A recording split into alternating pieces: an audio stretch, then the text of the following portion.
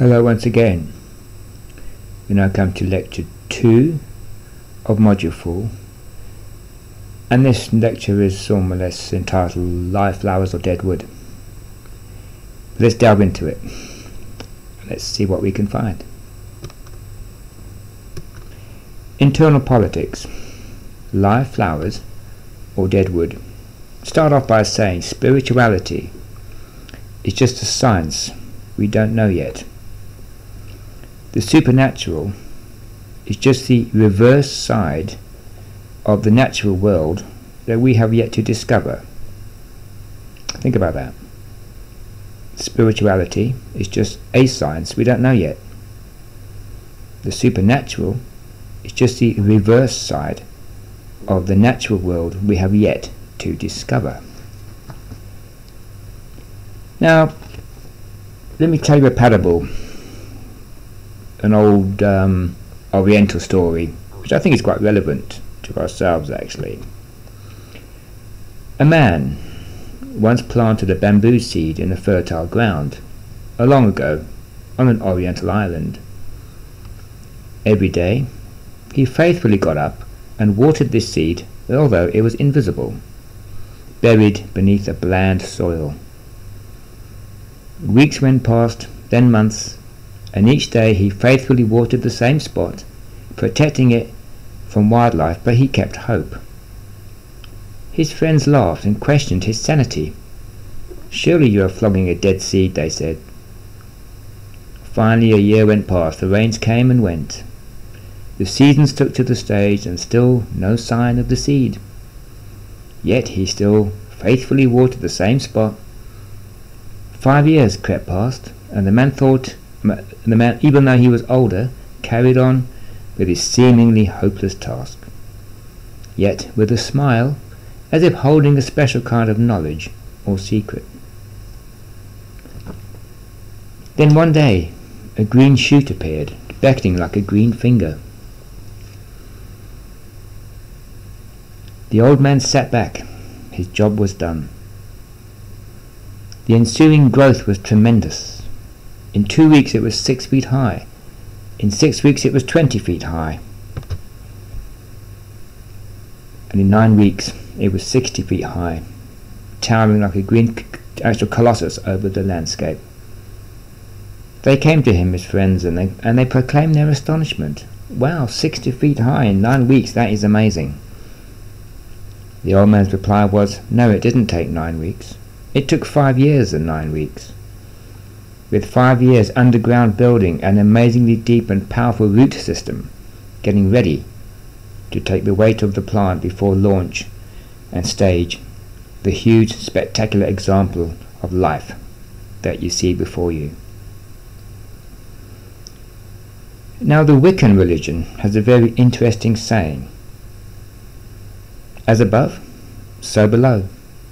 As within, so without. As above, so below. As within, so without." Internal politics. I have named this because we are all aware of the constant dialogue that is rattling on inside our heads, sometimes mostly even against our will.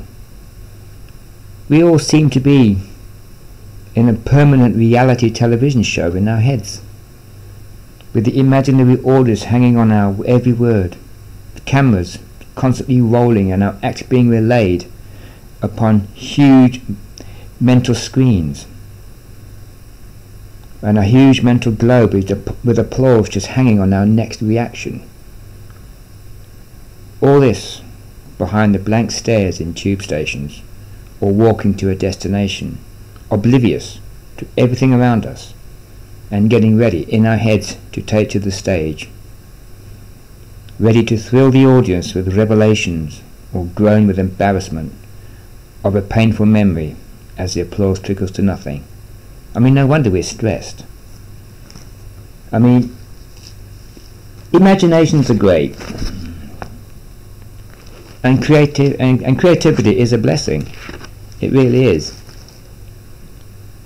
But a show cannot work with all the characters on the stage at the same time, acting and verbalizing their roles all at once, so that all comes out is a meaningless jumble of noise and familiar yet freakish actions that have no meaning.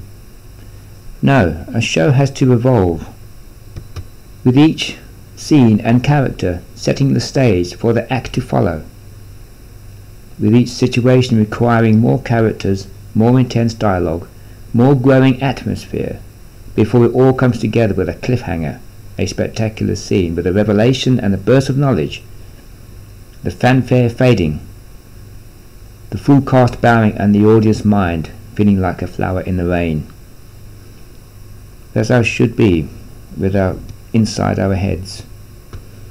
God, I mean, our brain is busy all the time talking. We have this internal dialogue in our head all the time talking to us. It's time to let it shut up for a while.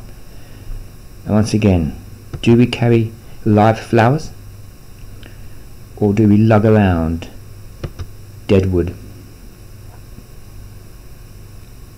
It's like water going through a canal, lapping on the sides.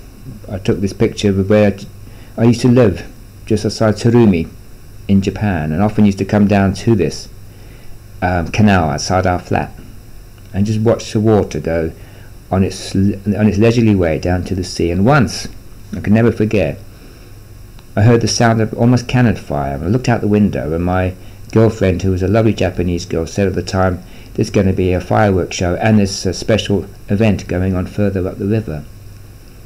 That night we went down, and around the corner we saw this glow appearing, and all of a sudden all these candles appeared in little paper boats, winding their way past us down to the sea, and each of their little boats with a candle in was the soul of a person's departed, and the canal represented their journey through the afterlife, quiet, serene, peaceful. So it should be with our thoughts. They move in, they go across our horizon, and they move out. But instead we seem to bunch them all up and lock them in a room, and they get louder, and they get more volatile, and they get more crowded, and eventually our minds are so full of onerous thoughts that don't even belong there anymore. And then we get, like, we try to organise them into a play just about, trying to make sense out of them. And eventually we walk around in our own private theatre with no one knowing but us, no audience, and this internal dialogue chattering away instead of just going through and passing through. Once in Japan I went to a kabuki theatre, and I was amazed at how a battle could be reenacted. A whole time span in history could be recreated using only 3 or 4 people.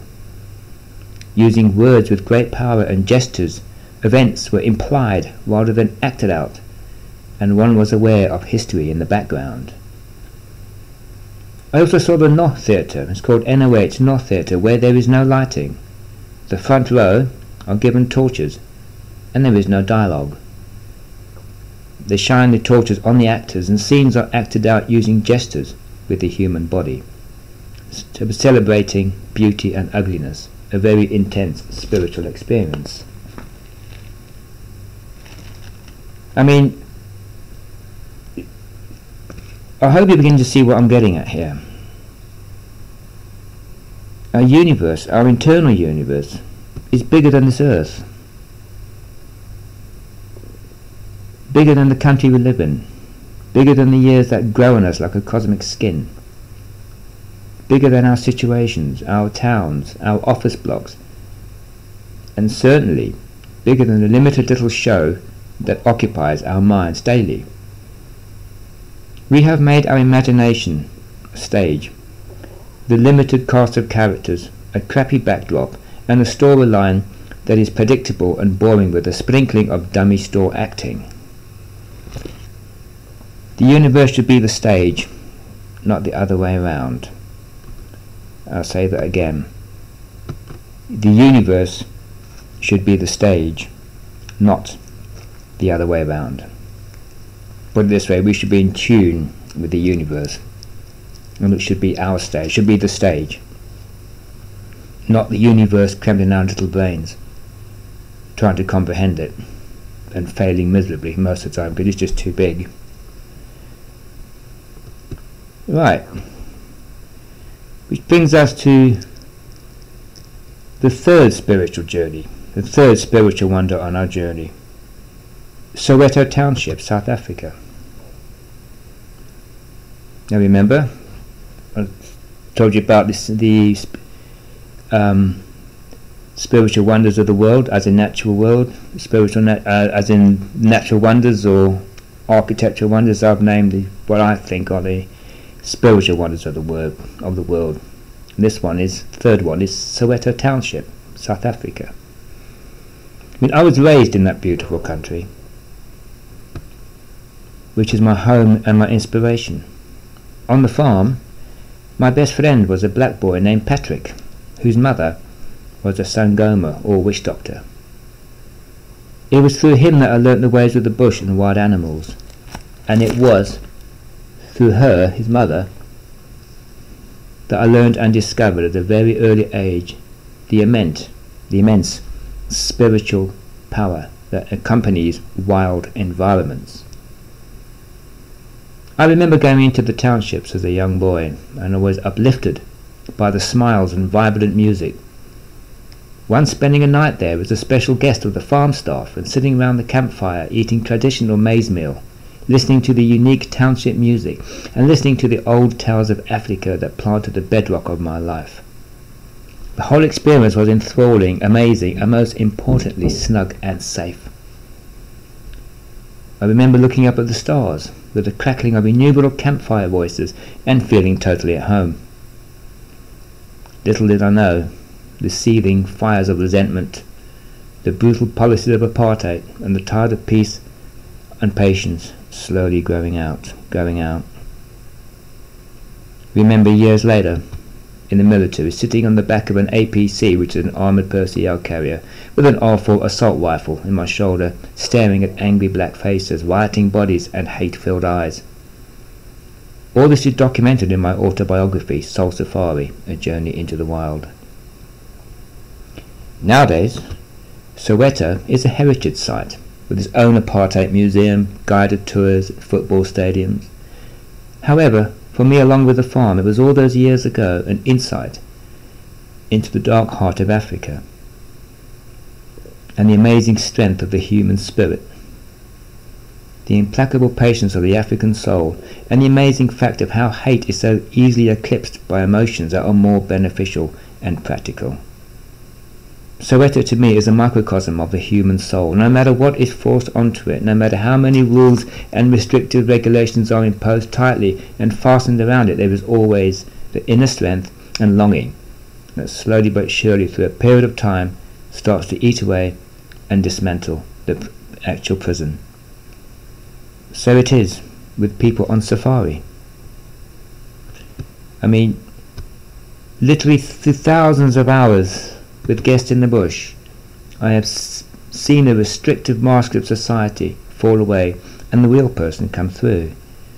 I mean, this is a picture I was taken in the Kruger National Park when I was working as a safari guide there. I had a Datsun white pickup truck with a glass canopy on the back and aircraft seats nicked out of an old derelict aircraft to act as chairs for the guests, complete with ashtrays, although oxygen masks were not available. I mean, as I said before, I've seen the restrictive masks of society fall away and the real person come through. Nature has this ability to cut to the quick and almost reshape the internal spirituality of the person, following alongside the physical reorientation as well. Juices start flowing stronger, and our psyche settles into its natural state. Sexuality is enhanced tenfold, and a new, previously hidden internal universe starts to be noticed. Believe me, I have experienced countless times around countless campfires the conversation change. I've seen people burst into tears after an amazing elephant encounter or a dolphin meet and greet session in the open ocean. I have had girls talk to me like a lover and guys like I was a brother, and I've watched children undergoing a life-changing experience as the natural world opens their soul. I mean, all this is documented in my autobiography, Soul Safari, A Journey into the Wild. Soweto to me is it's an example of internal change, the shedding of the old, rediscovering the new, getting rid of hatred, and unravelling the twisted ball of the expansive human soul into something long worked out and beautiful. I mean, the natural world is ultimately challenging. The natural world is uplifting, and I cannot recommend enough the power and the benefits that come from going back to it. I mean, that's a picture of my house in the background when I was working at the Sabi Sand Game Reserve. My chalet was there, along with the jacaranda trees, and I used to sit on my porch and overlook this old bull called Vince come down to the waterhole every couple of days, leave his dung in the water, have a good drink, and then amble off, busy mumbling slowly old man's thoughts to himself. To me, that just enhances my soul. Once again, I'll say it again, the natural world is powerful, life-changing, ultimately uplifting, and I cannot recommend enough the power and benefits that come from going back to it, not going to it, going back to it. However, it is also dangerous. The next two examples will explain why.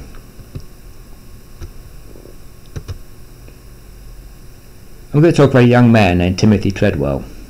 He was a young, good-looking man obsessed with grizzly bears. Forsaking society, he founded a charity for the bears and spent most of his time living amongst them in a corner of Alaska in the Catamaran National Park, a little place called the Grizzly Maze that he named himself. I have watched the footage as he filmed almost constantly his interactions and experience with these huge, impressive animals. Sometimes he was within touching distance of bears hunting salmon, and he felt a special kinship with them as he shared their environment and lives. He claimed he had been accepted by the bears, and with his pretty assistant girlfriend felt that society was definitely not for him, which I can definitely relate to. Now all that became horribly evident of how wrong he was when, instead of going back to society when the hibernation seasons started, himself and his girlfriend, who had expressed anxiety before about how close they got to these wild creatures, decided to stay a few weeks longer. Striking camp at the edge of a large lake, and in the middle of the Grizzly Maze they settled in. The time of their departure approached, and the light aircraft that were assigned to pick them up flew over a deserted camp. The pilot, however, noticed a large bear that seemed to be feeding off a human ribcage.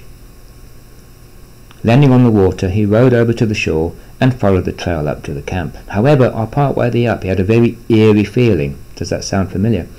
And hightailed it back to the aircraft to alert the authorities. What they found told a horrifying story. Both were killed in awful circumstances by an enraged grizzly bear. All this can be seen in the film Grizzly Man, or looked up on the internet, so it is not my remit to go into this here, but my point is this. Yes, nature is enhancing. Yes, it does fill your soul. Yes, it does refocus your values, and yes, it does make you a better, grounded human being. But we are human. We are not part of the animal's ecosystem. We have no special relationship with apex predators, and we are definitely not spiritual soulmates. Every day of an animal's life in the wild is concerned with survival. It is a constant struggle to stay alive both as predator and prey. Sentiment and emotion is present regarding young, but the total emphasis is on staying alive.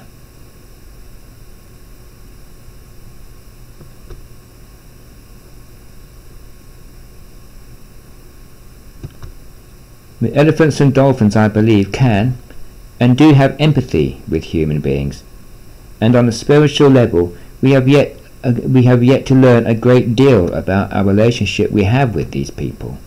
with these animals, sorry. As outlined earlier, you just change those.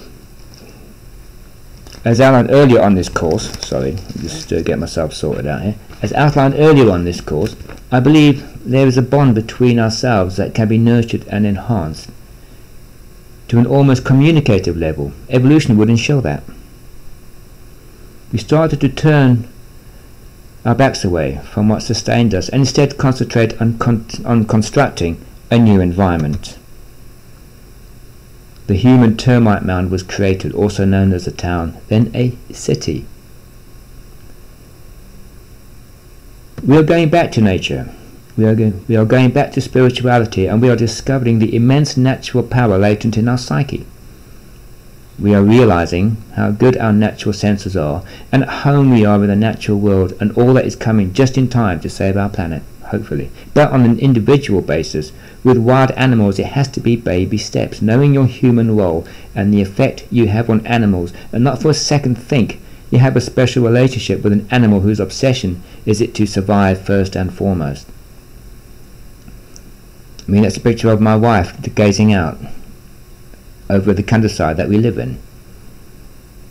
We are re-establishing a bond with the natural world, slowly but surely. As the President of the United States, Theodore Roosevelt, said, "Walk softly, but carry a big stick and you will get far." I remember being enthralled and delighted by the antics of behaviour of large animals in front of me whilst doing walking safaris. Yet, I was also conscious of the fully loaded and cocked 4.58 Magnum rifle in my hand, just in case. The second example we're going to go to is a chap called Christopher McCandless. I mean, he was a talented young vagabond, turning his back on a stiff upbringing and a restrictive society. He packed his car and drove off. Abandoning his car and burning his money, he set off for a life of adventure. And what an amazing journey he had. I mean, he made an indelible impression on almost everyone he met, as deep inside they responded to his wild soul. His amazing journey is documented in the book Into the Wild, with a fantastic film of the same name.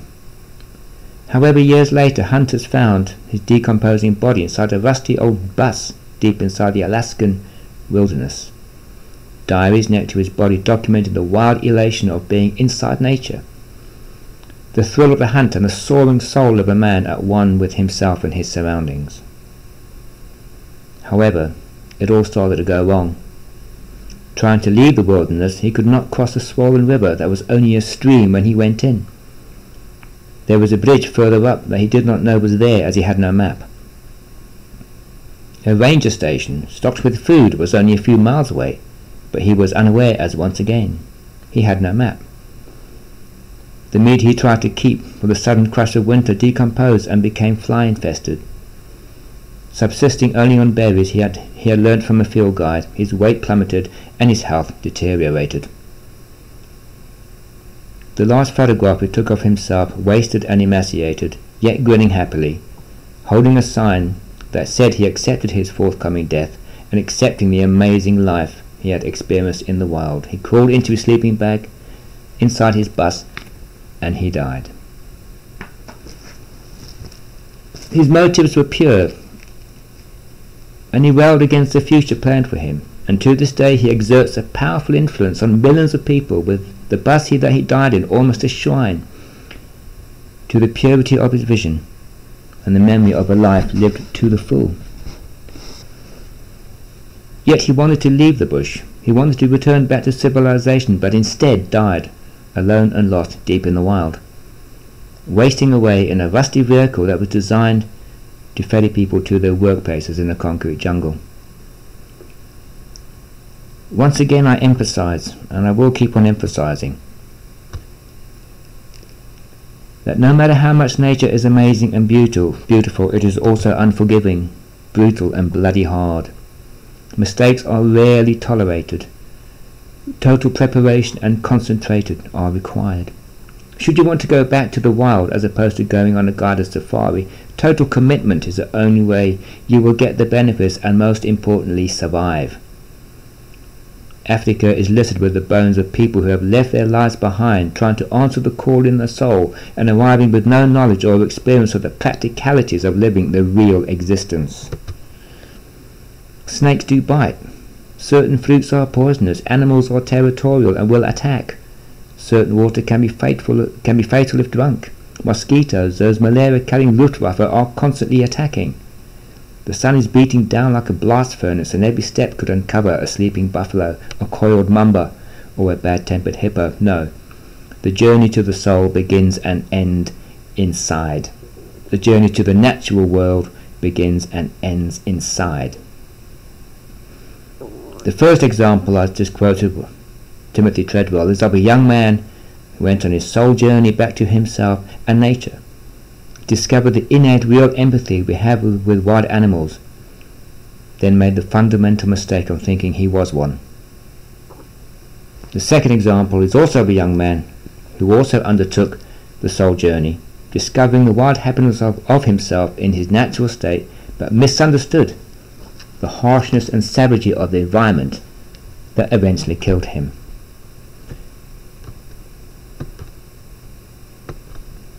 The Inner Migrations base camp is on the inside.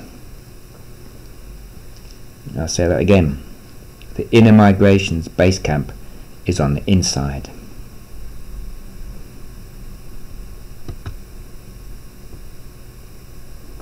It is not on the back of a safari vehicle staring down on a smartphone, oblivious to the natural world enveloping you, a scene which I've seen quite often. It is not thinking that nature is there to be conquered and exploited to prove your relationship with it above everyone else, a bit like a jealous partner. That is, I've got some kind of special gift with nature that no one else has. And I've seen that quite often as well. That it talks to me, don't talk to anybody else. Believe me, that's a trip to an early grave if there ever was one. Not declaring you have some kind of special relationship with apex predators whose main occupation is to live and stay alive. Not by immersing yourself in an environment believing that because you love it so much it will somehow take care of you with minimum actual preparations on your behalf. Nothing could be further than the harsh truth. Where it is to be found is that inner whirlpool that spirals slowly like a huge, immensely powerful entity. It's called our mind, our self.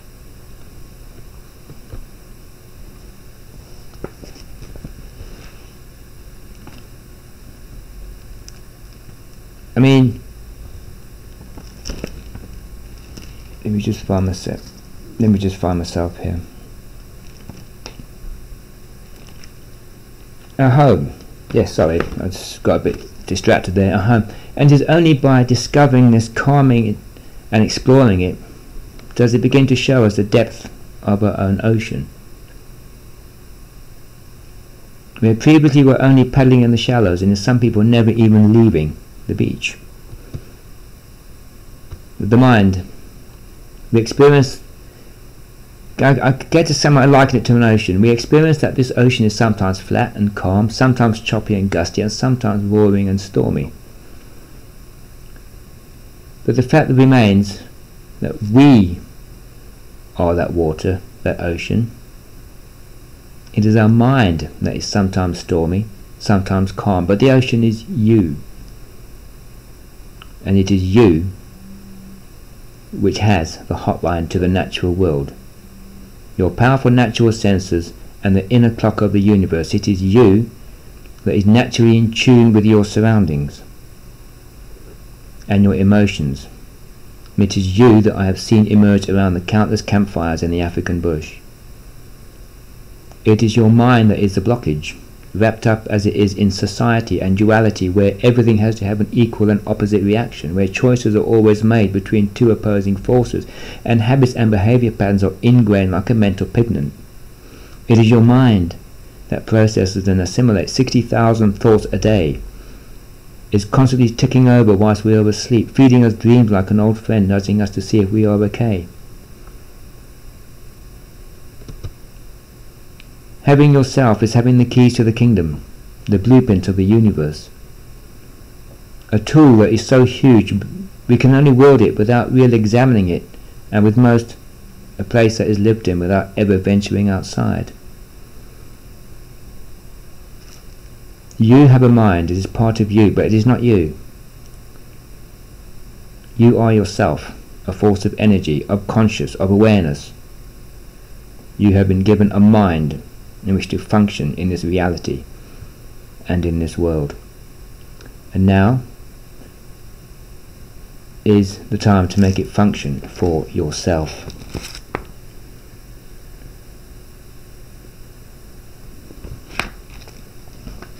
How do you do that? How do we do this? It's actually very easy. You've got to think about it. The mind is the space between the thoughts. The mind is the space between the thoughts. A bit like the space between an atom and a molecule. A bit like the space between the Earth and the Sun, or the Earth and Mars. A bit like the space between the planets. The mind is the space between the thoughts, and that is what we're going to be concentrating on. Remember dark matter? I spoke about dark matter. They thought the universe was empty.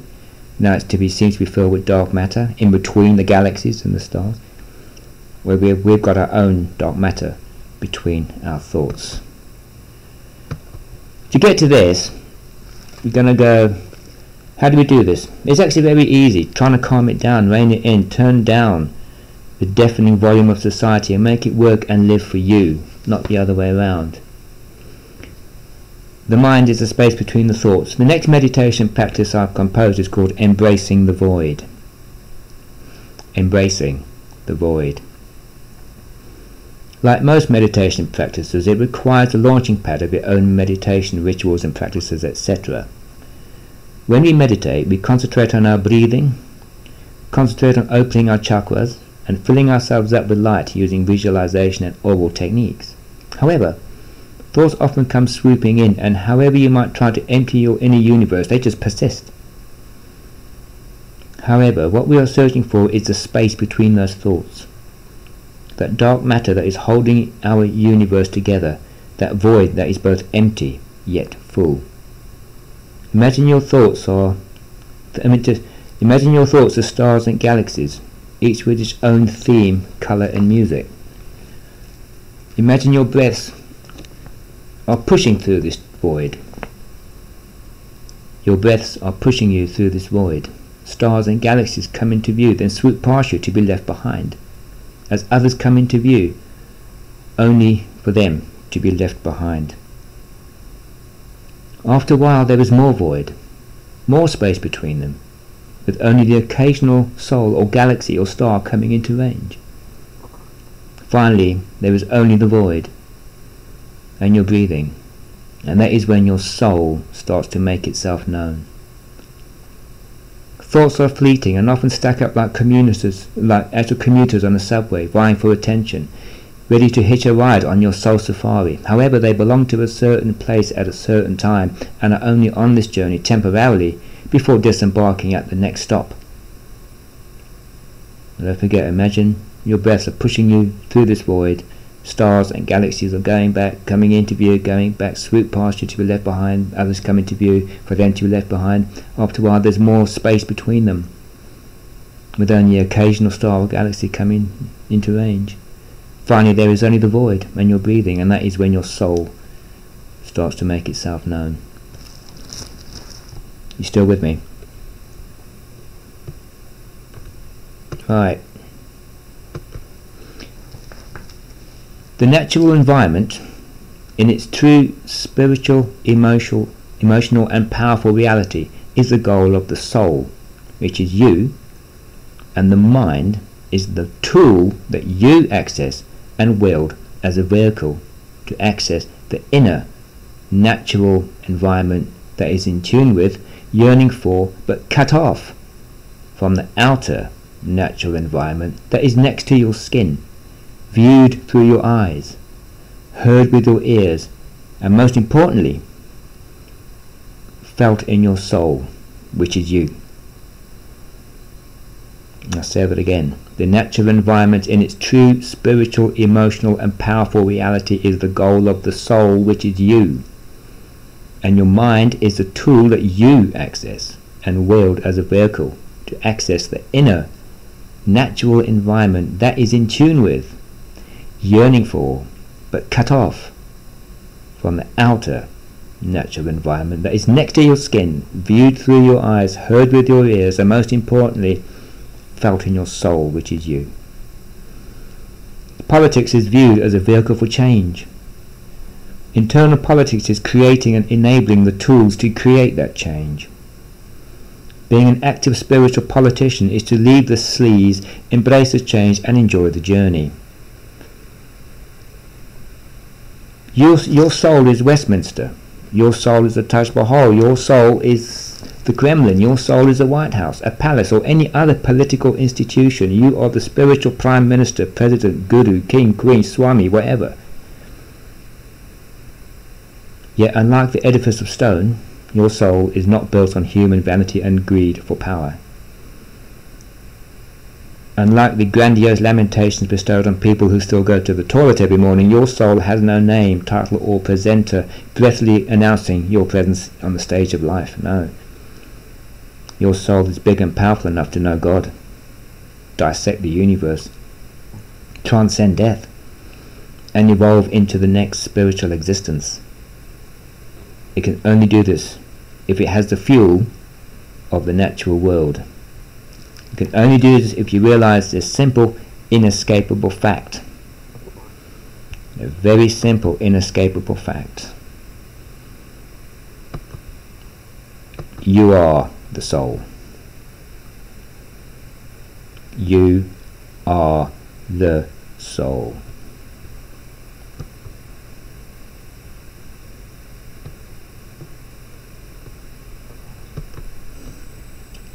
This brings us to the end of Lecture 2, Module 4. Hope you've enjoyed it. And I'll see you once again on Lecture 3, where we get deeper and deeper as we come in more or less to the end of this safari, Soul Safari. We're not there yet. We're not at the end yet. There's a few more lectures to go. A few more images, but I'll see you on Lecture 3. God bless, and I'll see you there soon. Bye.